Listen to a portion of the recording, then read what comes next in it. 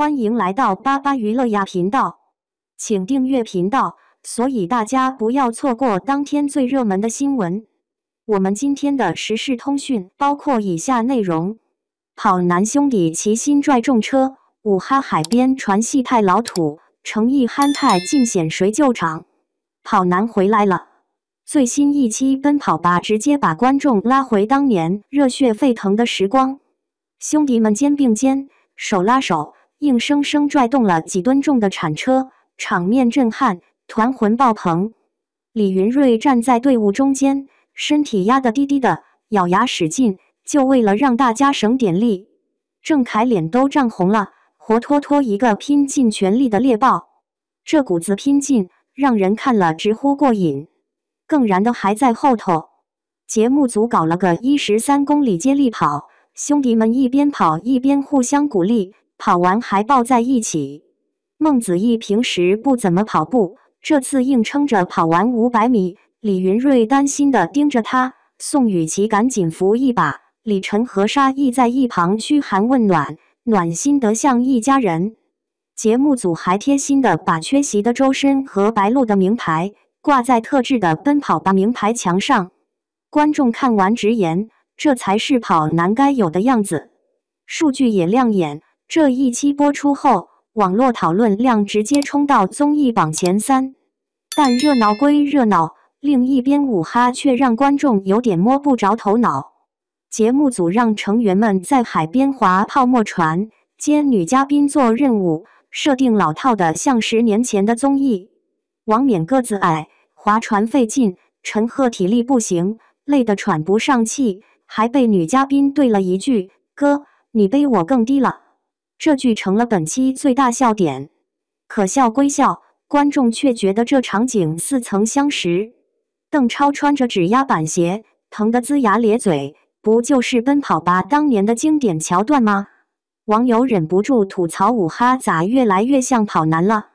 数据显示，武哈这一期收视率比上期低了0.3个百分点，讨论度也不温不火。再说说你好星期六，平时热度平平，靠着程毅和张智霖的加入，总算冲上了热搜。节目组以武林为主题，设计了一堆动作类游戏，程毅一出场就自带武侠剧主角光环。可惜综艺效果却有点尴尬。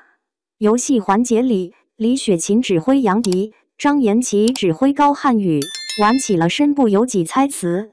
高瀚宇动作夸张，猜词成功率挺高，但玩着玩着有点急眼，直接把张延齐摔倒了。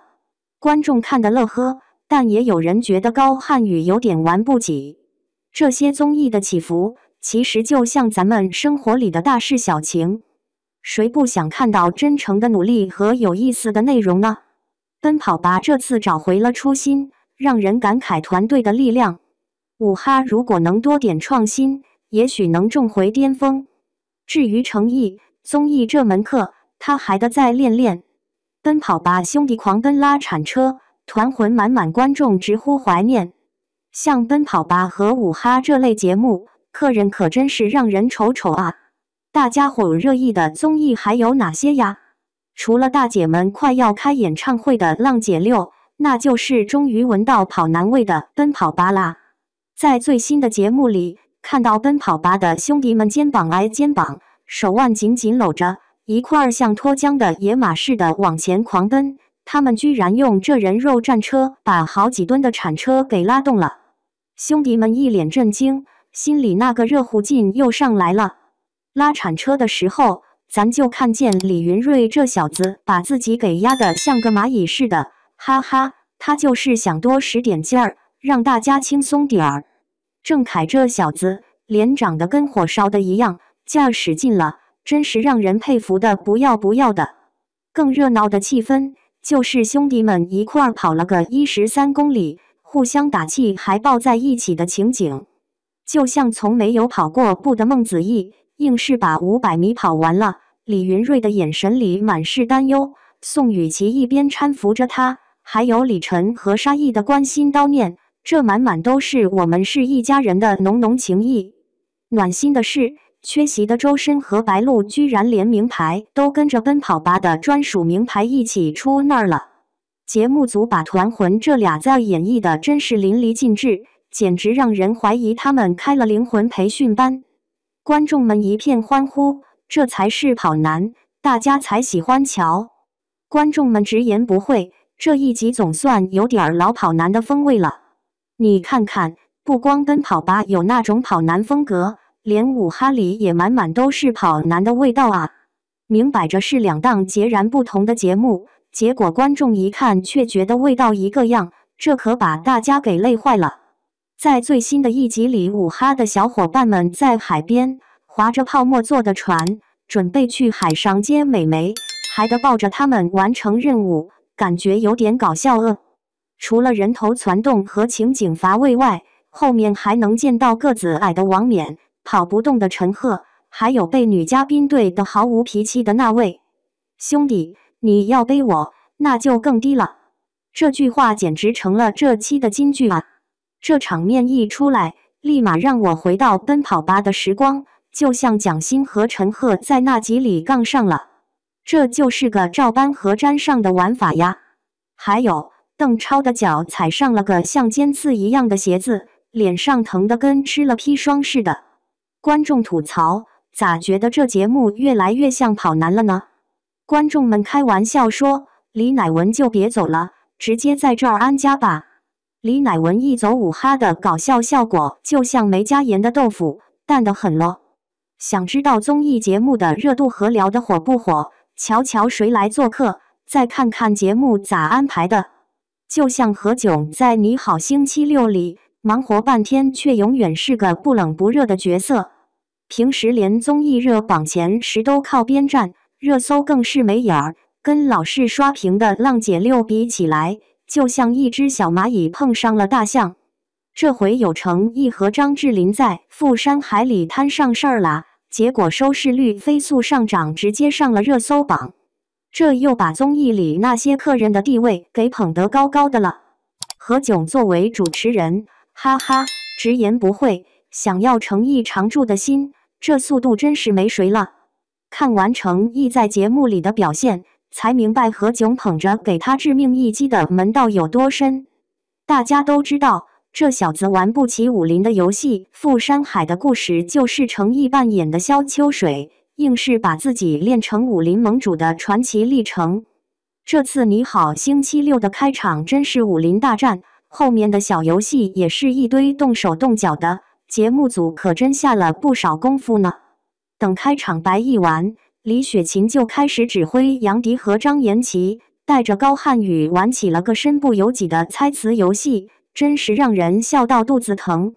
整个过程中，高瀚宇的身体就像贴了胶水一样不离地儿，而杨迪则靠盯着他的肢体动作来猜谜语，这成功的几率倒是挺大。高瀚宇感觉自己快扛不住了。根据游戏的规矩，张延齐不能说话，高瀚宇一听气得不行，立马就把张延齐摔倒了。明明他胳膊都受伤了，还在摄像机前说是被吓得摔倒的，真冤啊！怪不了范志毅这位大哥。如果说高瀚宇玩得不溜，那整场捉迷藏的诚意，偶尔答对几个脑筋急转弯，就像个傻乎乎的小朋友了。双手握着拳头，扭来扭去的样子，再加上那自信的像抿了嘴唇的小孩，真是看不出这是个35岁的成年人的模样啊。何炅在一旁摆出一副别急，赶紧答题，开心留后用的模样，像哄小孩似的训导诚毅。瞧瞧这位何老大，胆气倒是蛮大的，既要当主持人，还得负责带孩子，真是不怕累啊。当身子不听使唤的猜词游戏一完，立马转入黑灯瞎火走路的新花样。关了灯，张延齐先找到枕头，就开始猛攻成毅和魏巍，唯独放过了杨迪。这游戏里的场景真是搞笑的不行，既能让观众看到大人的顽皮样子，又能瞧见成毅在武侠剧里那股扎实的气势。35岁的成毅就像个大孩子，傻傻的跟个3岁娃似的，真是稀里糊涂。成毅那副憨态可掬的样子，再加上他那口吃的像个鲶鱼的言辞，队友们一个个被刷下去后，他直言不讳地说：“我决定投降，咱不玩了。”只想嘟囔一句：“这综艺到底是怎么玩的啊？”就算杨迪、张延齐跟高瀚宇一直在给程毅喂梗，让他能搞笑逗乐，但这些都是白忙活一场呀。就那样，看见程毅身手灵活，满场都是翻滚和撒腿就跑，根本不见打架的样子。这款以动作为主的游戏结束了，程毅那张傻乎乎的面孔和说话总是卡壳的嘴巴也跟着来了。程毅这小子，无论打鳄鱼牙齿的把戏，还是玩凑词儿的游戏，总能嘴里叨叨着：“我说过了，没排练，这段可不是这样。”程毅那张傻乎乎的脸蛋儿挺可爱的，可看得多了，感觉他的聪明才智也就一般般。就像程毅在游戏输掉后，听说要一下子背上4个标签，他那呆萌的表情又回来了。他结结巴巴地说：“这件事我可没听说过啊。”从节目组的模样来看，人家还真是寸步不离地教他怎么玩，要不他简直就是个傻白甜，根本搞不清楚状况。程毅时不时地冒出一句：“我爹我妈把塑料袋给扔了”，还跟杨迪老师搭了个讪。程毅这小子，语文就像是一块无底洞，越学越深。杨迪目瞪口呆，程毅这英语说得像个老外，正准备叫他改改时，何炅跟李雪琴就杀了个回马枪。何炅对杨迪开口了，让程毅把话说完，别插嘴，要不然他可就要露馅了。看来大家都明白，程毅的搞笑水平差不多，讲话还总是结巴。要说对的答案，还得看看那位有才华、当过老师的张智霖。